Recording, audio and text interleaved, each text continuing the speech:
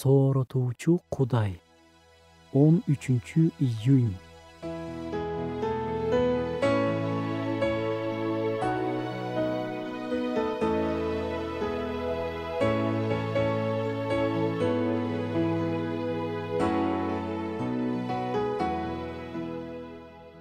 Жашообузда мезгилдер алмашса да, Кудай бизди таштабайт.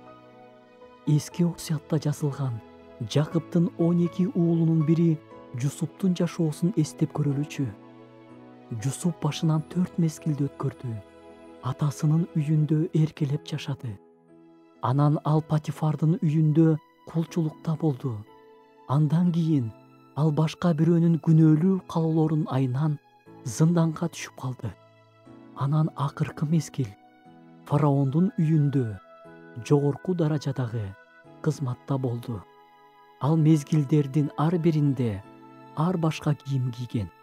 Адегенде атасы аны башка балдарынан айырмалап, түстүү кийимдерди белекке берип аталады.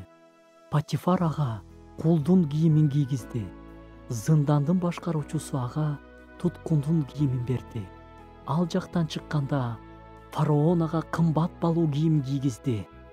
Ыйык китепте Теңир аны менен болгон деп ошол 4 мезгилдин экөөсү жөнүндө гана айтылат. Атасы бата берип, түркүн түстүү кийим бергенде эмес. Бул айдан ачык нерсе да.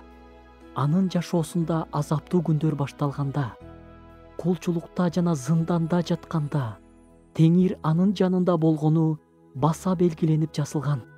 Эгерде сен оорудан кыйналып жатсаң, жалгыздыктан ыйлап жатсаң, четке кагылсаң, күткөн нерсең создугуп жатса, аракетиң эч кандай жыйынтык бербей жатса, так ушундай учурларда Кудай сага өзгөчө жакын.